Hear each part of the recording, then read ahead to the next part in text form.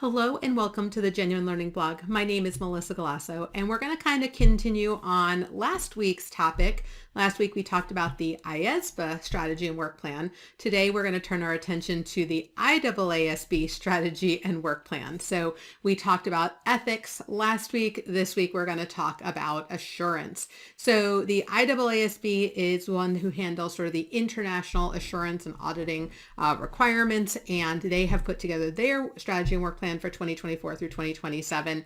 And we know that we have in the United States a strategic methodology to try, when possible, to converge with what's going on at the IAASB. So it's important to know what they're working on to kind of know what the ASB, the Auditing Standards Board here in the United States, is going to be working on in the near future. So let's take a look at what's going on at the IAASB.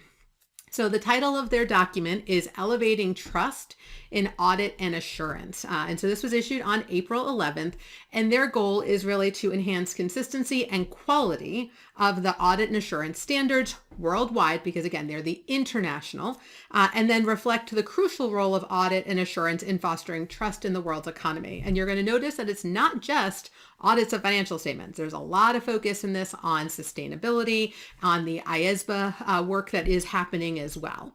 So the IAASB's goal is to serve the public interest by developing the globally accepted and leading audit, review, and other assurance standards, enabling the consistent performance of quality engagements that enhance trust in external reporting and evolve in a timely manner to meet changing public interest demands. So again, when we think about the importance of this, a focus on quality, the engagements have to meet the standards so that we are able to provide that assurance that people can trust and rely on. Focusing again on being the leading audit, review, and assurance requirements here, focusing on changing interests publicly. So when we look at some of the strategic drivers that they focus on in this standard, looking at more diverse demand. So impact of technology, hot topic over here in the United States as well. Sustainability reporting, we've already seen the SEC as well as California move in this direction. Obviously, both of those have met with some legal action, so we're interested to see sort of where they go, but not something unique to the overseas international world anymore. Diverse demands across a spectrum of stakeholders in that global economy, heightened supervisory scrutiny. Obviously, when we have these failures, it does obviously bring attention to our profession and not in the most glamorous way. And then support the implementation of standards. You can't just put standards out there and hope that they implement properly, right? Hope is not a strategy. So what are we going to do to assist with the implementation? And then confronting headwinds to the global adoption of standards, because again, they really don't want to have local standards and a bunch of standards. Their goal is to try to bring in. So again, cooperation across independent standard setting bodies, evolving expectations around sustainability, insurance, impact and reasons for jurisdictions developing their own, right? So why can't we all just get on board with one global method? Why does the US have to have a separate one? How can we try to minimize differences, which is the goal of the ASB?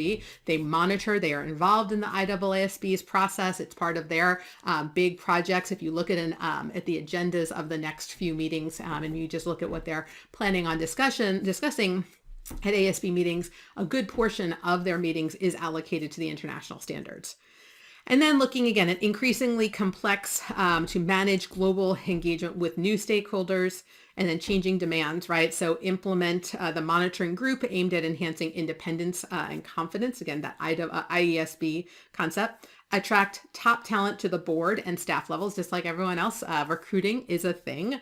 Increasingly tight timelines to meet heightened expectations and the ability to leverage technology. So their objectives strategically are to support the consistent performance of quality audit and review engagements by enhancing our standards in area where the greatest public interest need. Establishing globally accepted auditing standards and on reporting for sustainability. Strengthening coordination with IAASB, which is the International Ethics Standards Board here, and other leading standard setters and regulators to leverage better collective action. So one of the examples here is we're going to see what they're looking at is the definition of a public interest entity. The IAASB has issued the PEAK, Professional Ethics Executive Committee here in the United States. And so now they're looking at, okay, how does that impact our audit standards from the IAASB? And no surprise, ASB also looking at this area. And then create a more agile, innovative way of working in line with the monitoring group reform vision. So there were already projects they were working on. They will continue into 2024. So they're not just going to stop the projects that are halfway done.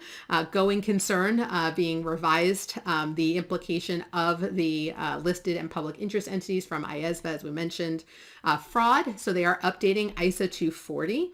And then audit evidence, which is ISA 500. Remember, we have already updated in SAS 142 our audit evidence standards. So a little bit of a unique situation. Usually it's them first, then us. We went in a kind of different direction on that one.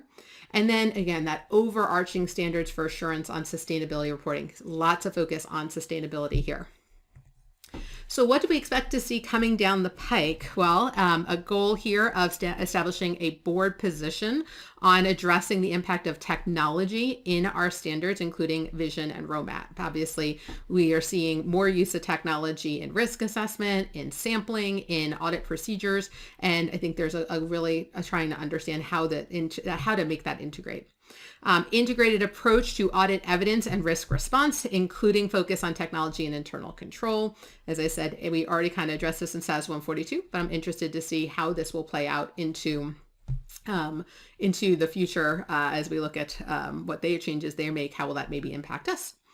Narrow scope amendments arising from IASB's use of experts project. So again, we would call it use of specialist, but how does the IASB work there? And again, Peak will also be taking a look at that. Review of interim information, materiality, always a fun topic. Modernization of other targeted standards in the ISA 500 series, including a focus on technology, 500 being evidence. Post-implementation review of ISA 540, which is our estimates. We just implemented here SAS 143. They implemented ISA 540 just a little bit before us. And then post-implementation review of ISA 315, which is risk assessment. So SAS 145 here in the United States. So again, they always kind of go first. So they implemented their risk assessment standards before us. So they're in their post-implementation review. Well, we're still sort of in the thick of it. Our 1231s are done. But as we get closer to those 630s, still working through the implementation of SAS 145 and AUC section 315. Maintenance for the ISA for LCE, that's something that we talked about in our previous blogs, where they have issued an ISA to provide reasonable assurance for less complex entities. And there's a lot of interest in this, obviously, because it's basically looking at what is the thing that you have to do for these organizations that are less complex, right? So they have minimal number of employees, no complex transactions. They're, sort of the core of what we would think of as our small businesses. And what do we have to do at the bare minimum to be able to give that reasonable assurance? And they really streamlined this. Now, again, we don't see a huge focus on this in the United States yet, but you can use the ISA for LCE standard so long as it's not prohibited here in the United States for a less complex audit if you so chose, because again, you're still going to get that same opinion. You're just going to be using the ISAs in lieu of the AICPA standards. And then other implementation and support for the ISSA 5000, again, around sustainability, and then additional standard setting related to sustainability. So sustainability, top of mind, definitely at the IAASB here, and technology, right? So really two key focuses that you'll see repeated throughout these new initiatives that we're going to see from 2024 through 2027. Now, they also have other initiatives that are not going to necessarily be standard setting initiatives, ongoing work streams focused on technology, professional skepticism, and auditor reporting. So again, when you think about some of the key areas here, professional skepticism, always really important. They are working on the ISA 240, which is fraud.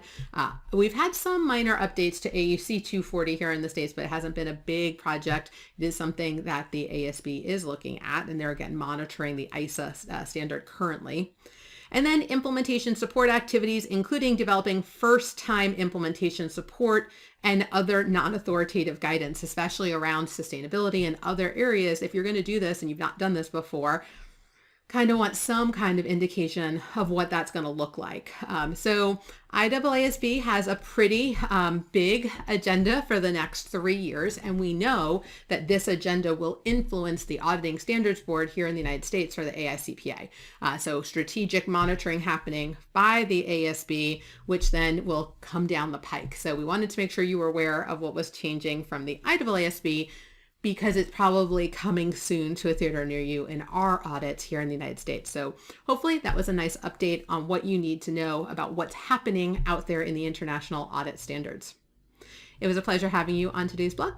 I look forward to having you on a future blog. Have a great day, guys. Bye-bye.